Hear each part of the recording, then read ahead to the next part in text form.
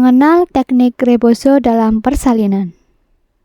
Persalinan merupakan proses pergerakan keluarnya janin, plasenta, dan membran dalam rahim melalui jalan lahir.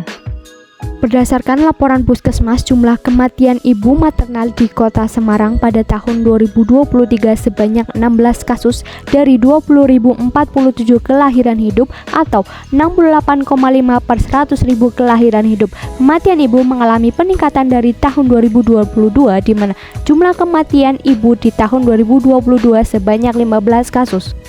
Penyebab kematian ibu tertinggi adalah perdarahan 37%, penyebab kematian ibu lainnya adalah gangguan hipertensi 19%, infeksi 13%, dan penyebab lainnya 31%.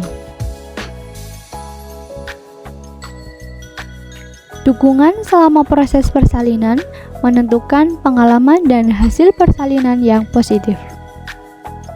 Salah satu pendekatan yang semakin mendapatkan perhatian adalah teknik rebozo, sebuah teknik tradisional yang telah digunakan berabad-abad oleh masyarakat Meksiko untuk mengatasi tantangan dalam persalinan.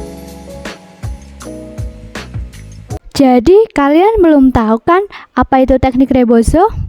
Ayo kita simak penjelasan berikut. Rebozo dalam bahasa Spanyol adalah selendang tradisional Meksiko. Teknik rebozo adalah terapi non-farmakologi efektif mengoptimalkan posisi janin, mempercepat pembukaan serviks dan penurunan kepala janin, serta sangat bermanfaat terhadap kemajuan persalinan. Di dalam penelitian Linda tahun 2020 tentang efektivitas nipple stimulation dalam peristiwa kala 2 lama pada persalinan pervaginam, yaitu hasil penelitian menunjukkan bahwa 6 responden 60% yang tidak diberikan stimulasi puting susu mengalami persalinan kala 2 lambat dan 8 responden atau 80% yang diberikan stimulasi puting susu mengalami persalinan cepat.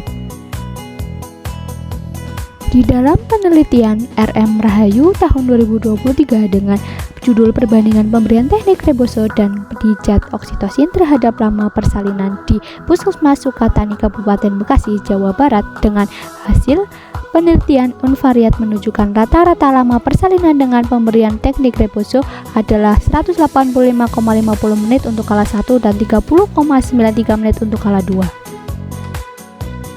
Menurut penelitian Liz Mustina tahun 2023 mengenai efektivitas teknik rebozo Shake the Apple atau RSDA terhadap lama kala 1 fase aktif pada persalinan ibu multigravida, didapatkan hasil ada perbedaan sesudah pemberian teknik rebozo Shake the Apple atau RSDA terhadap lama kala 1 fase aktif pada persalinan ibu multigravida dengan uji t-test independen.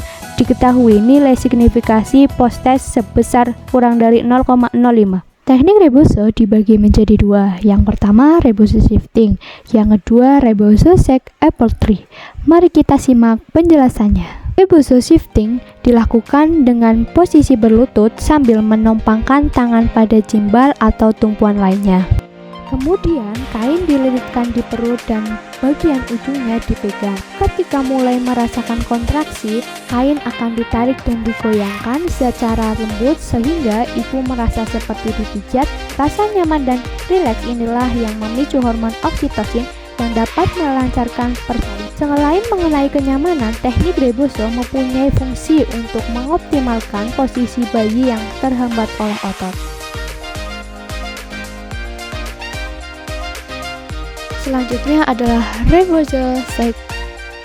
Teknik shake the apple tree merupakan salah satu yang paling umum dilakukan pada pinggul wanita yang akan melahirkan dengan gerakannya yang terkontrol untuk membantu mengayunkannya dari sisi ke sisi lainnya sedikit demi sedikit. Teknik rebozo hanya dapat dilakukan pada ibu hamil dan ibu bersalin yang normal dengan cara posisikan selendang pada daerah panggul ibu. Ibu dianjurkan untuk rileks dan memejamkan mata. Berlututlah di depan kursi, sofa, atau gimbal. Ibu dapat menggunakan bantal di dada dan lutut untuk kenyamanan. Gantungkan tangan ibu di sekitar gimbal, kursi atau sofa sehingga ibu tidak perlu menumpukan berat badan ke tangan. Ibu dapat merelaksasikan tubuh bagian atas, namun jagalah punggung ibu agar tetap tegak. Kemudian condongkan badan ibu dan kita gerakan panggul ibu yang dikontrol dengan lembut dari sisi ke sisi, perlahan ke kanan dan ke kiri, lalu mulai meningkatkan kecepatannya serta lihat reaksi ibu selama tindakan. Dengan kecepatan yang meningkat seiring berjalannya waktu, bagi para pendamping jagalah kekuatan agar tetap stabil. Panggul ibu menjadi bergetar di saat ini. Bernafaslah dengan bebas dan secara perlahan-lahan. Jika ibu merasakan tidak nyaman, mintalah pendamping untuk menyesuaikan kecepatan atau tekanan reboso sampai ibu merasa nyaman. Teknik ini dilakukan selama 5-10 menit. Setelah 5-10 menit, tangan pendamping mungkin akan mulai lelah. Pada saat ini, pendamping dapat memperlambat gerakannya secara bertahap untuk beberapa detik sampai akhirnya berhenti.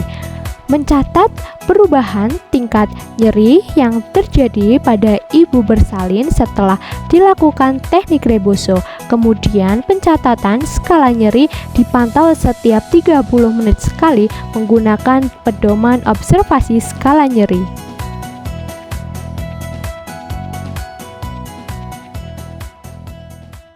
Yang perlu diingat yaitu kontraindikasi teknik reboso. Hindari penggunaan reboso ketika ada gejala atau resiko keguguran, ketika ron ligamen terasa kencang atau kram di pertengahan atau akhir kehamilan.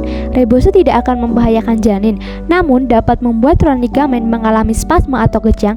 Jadi pada saat seperti ini disarankan untuk melakukannya dengan sangat lembut. Jangan lakukan teknik reboso dengan keras. Tidak dianjurkan untuk menggunakan reboso di beberapa situasi saat persalinan, seperti detak jantung janin yang tidak stabil, bayi sungsang dengan selaput ketuban yang pecah, perdarahan yang tidak normal, plasenta abortion atau plasenta terlepas dari uterus sebelum bayi lahir.